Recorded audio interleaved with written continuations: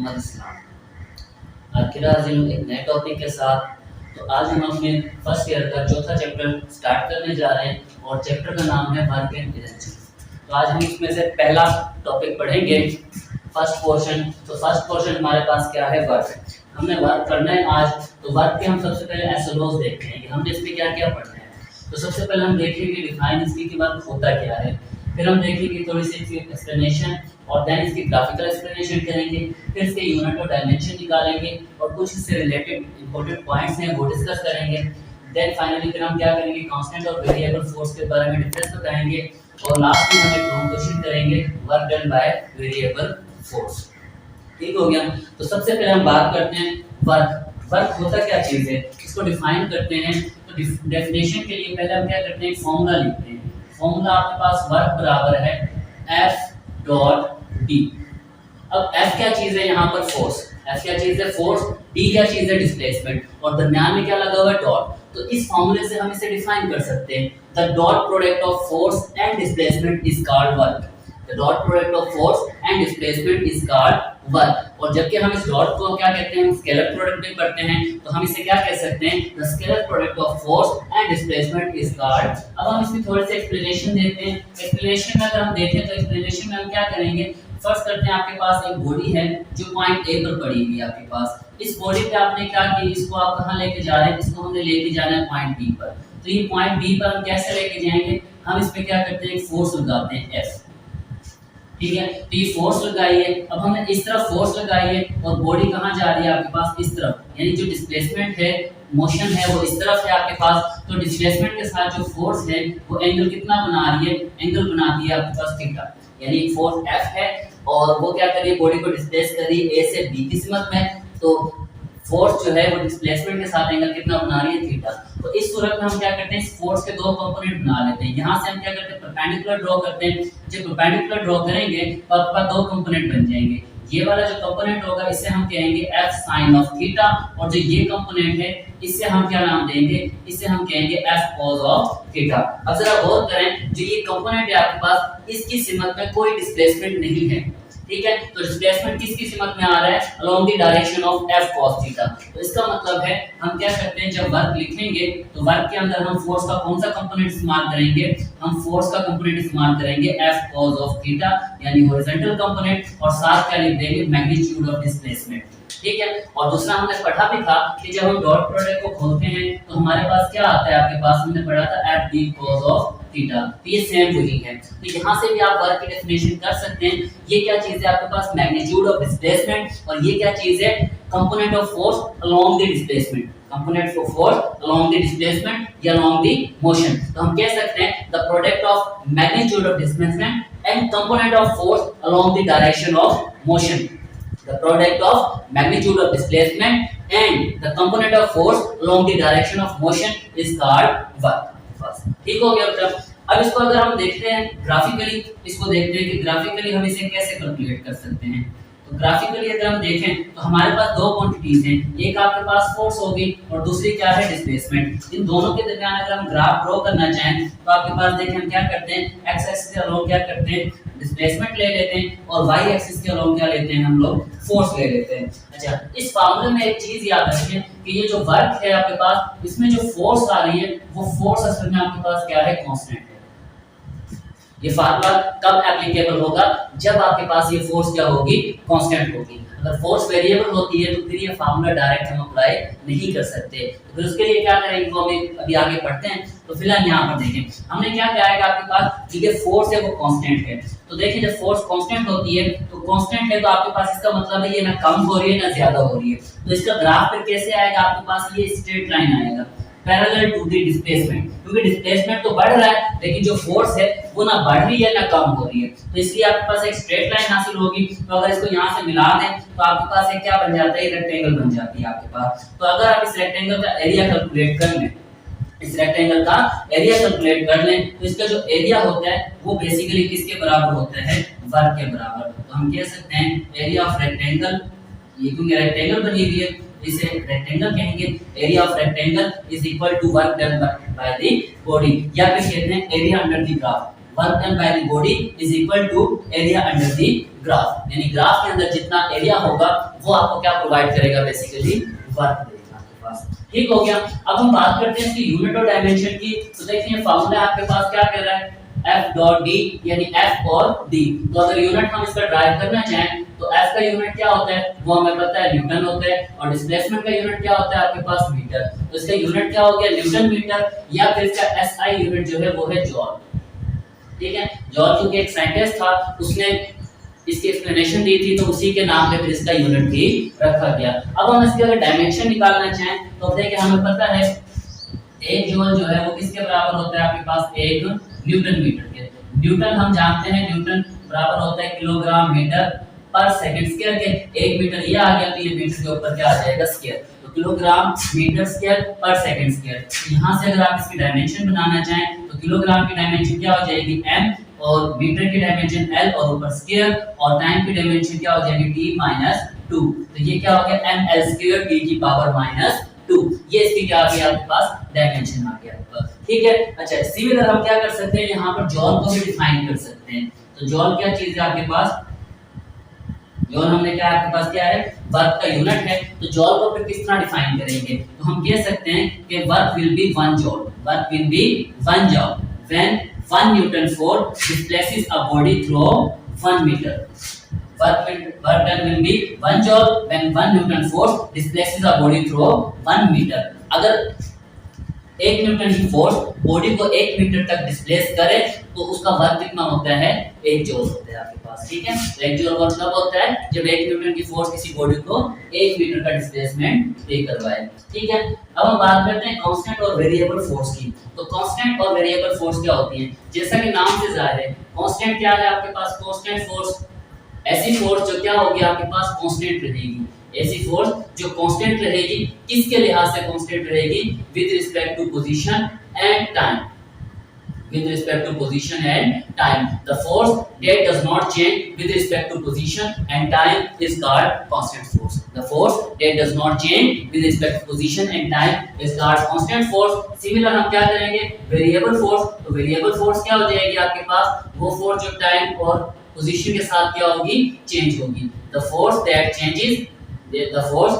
changes with respect to, किसके लिहाज से, पोजीशन एंड टाइम। ऐसी फोर्स जो पोजीशन और टाइम के लिहाज से क्या होती है आपके पास, चेंज होगी, उसे हम क्या नाम देंगे, वेरिएबल फोर्स का नाम देंगे। ठीक हो गया, तो यहाँ तक हमारे पास आ गया कांस्टेंट फोर्स जो पोजीशन और टाइम के साथ चेंज नहीं होती, वेरिएबल फोर्स जो पोजीशन और टाइम के साथ क्या हो जाती है, चेंज हो जाती है, तो उसे हम क्या नाम देते हैं, वेरिएबल फोर्स। तो हम क्या करते हैं, एक लॉन्ग क्वेश्चन पढ़ते हैं। हमारा फर्स्ट लॉन्ग क्वेश्चन इस चैप्टर का, वर्क डन बाय वेरिएबल। आपके पास work done by variable force. तो वेरिएबल फोर्स हमने अभी पढ़ी थी, क्या होती है, the force which does not change with respect to position and time.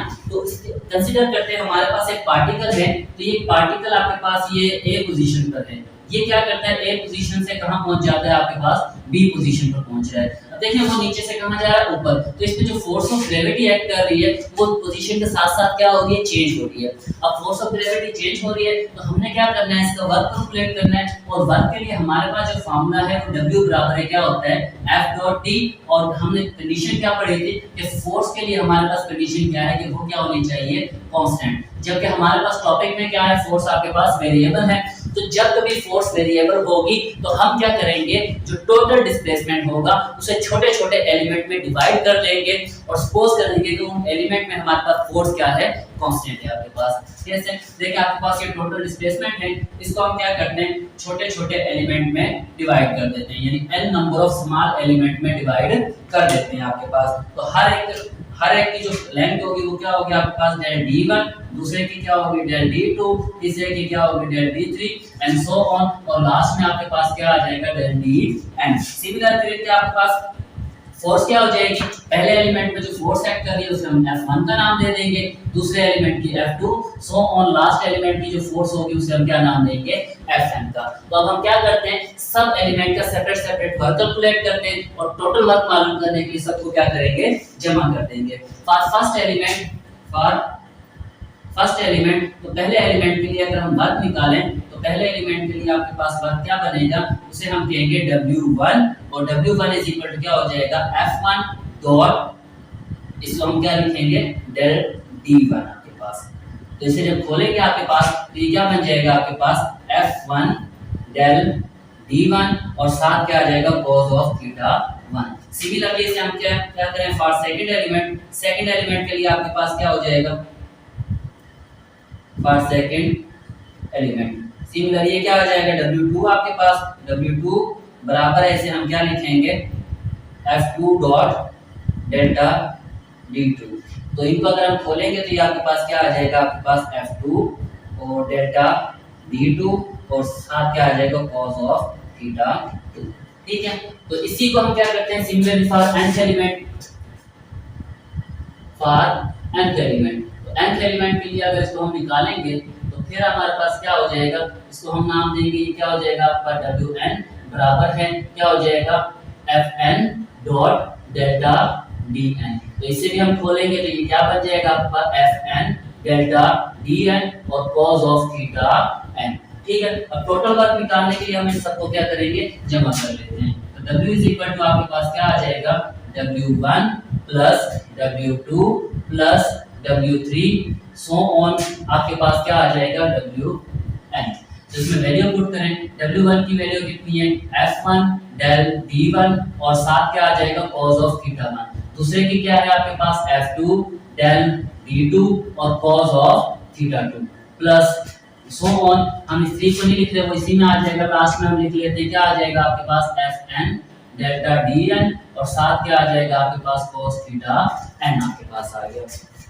अब इनमें ये सारी वैल्यू देखिए, ये वन वाली वैल्यू ये सेकंड एलिमेंट की, इधर से थर्ड की होगी, इसी फोर्थ की और ये लास्ट एलिमेंट। तो अब हम इतनी बड़ी इक्वेशन लिखने के बजाय इस सारे को क्या करते हैं हम समेशन में लिखते हैं। तो समेशन में हम इसे किस तरह लिखते हैं कि वर्क आपके पास जो इक्वल होता है यहाँ पर हम लगाते हैं सिग्मा। सिग्मा क्या है, ग्रीक वर्ड है, इसका मतलब होता है समेशन। तो सिग्मा लगाते हैं, साथ हम क्या करेंगे f लिखेंगे और डेल d लिखेंगे और साथ और cos ऑफ थीटा लिख देंगे।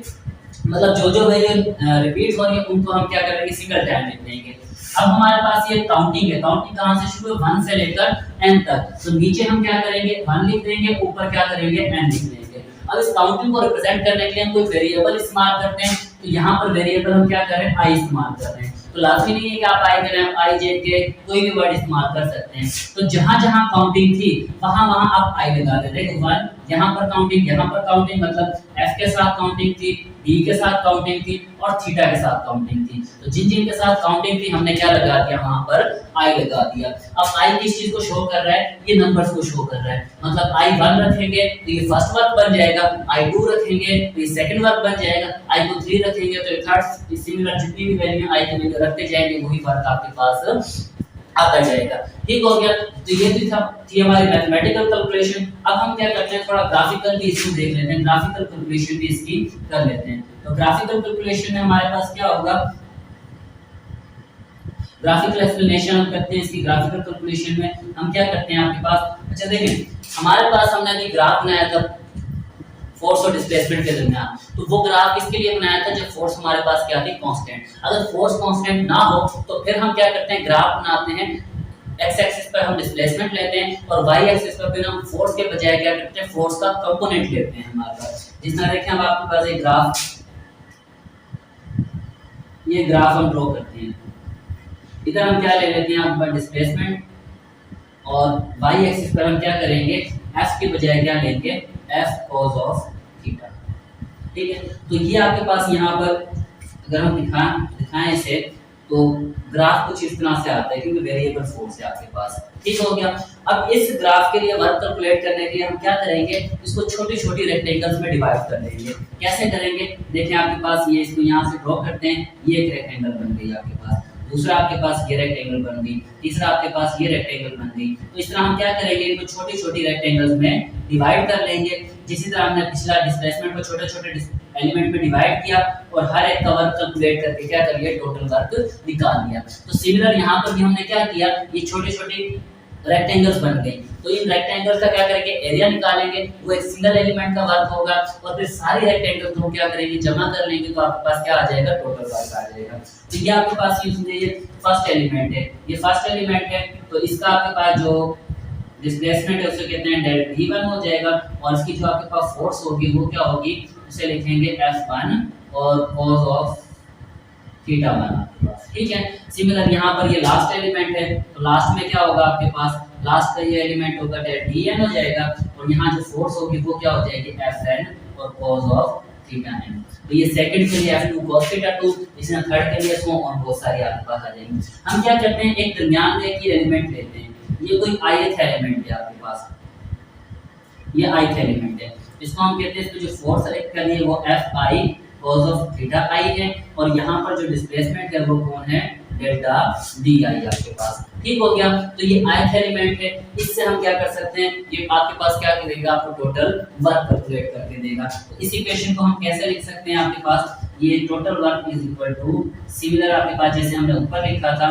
तो इसे हम क्या कर सकते हैं, इसे लिख सकते हैं आपके पास सिग्मा, सिग्मा जो है वो वैल्यू कहाँ से कहाँ होगी, 1 से लेकर n तक, यानी सिग्मा लिखेंगे और सिग्मा की वैल्यू 1 से लेकर कहाँ तक आ गई, n तक, और इसे क्या लिखेंगे आपके पास Fi, और साथ क्या आ जाएगा cos ऑफ थीटा I आपके पास आ गया। ठीक है, अच्छा इसमें डिस्प्लेसमेंट हमारे पास देखिए, तो हम क्या कहते हैं, डिस्प्लेसमेंट Di और साथ आपके पास क्या आ जाएगा, cos ऑफ थीटा I आ गया। ठीक है, अच्छा अब ये एलिमेंट हमने क्या किए, छोटे किए हैं, छोटे एलिमेंट करने के बाद भी हमारे पास जो वर्क आता है वो एक्यूरेट नहीं आता, तो हम चाहते हैं कि हमारे पास जो वर्क है वो एक्यूरेट है। तो एक्यूरेट आने के लिए हम इस पे क्या करते हैं, कंडीशन लगाते हैं। हम कंडीशन क्या लगाते हैं, आपके पास यहाँ लिमिट लगाएंगे, लिमिट लगाते हैं कि जो डेल्टा डी है आपके पास, यानी जो डिस्प्लेसमेंट है जो हमने डिवीजन की है वो क्या होना चाहिए, डेल्टा डी अप्रोचेस टू 0 होना चाहिए, मतलब बिल्कुल नेगेटिव, बहुत ज़्यादा स्मॉल होना चाहिए। जितना ये डिस्प्लेसमेंट स्मॉल होगा उतना आपका वर्क एक्यूरेट होगा।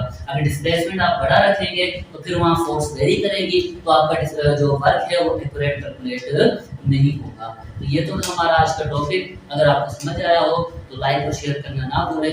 ओके, अल्लाह हाफिज़।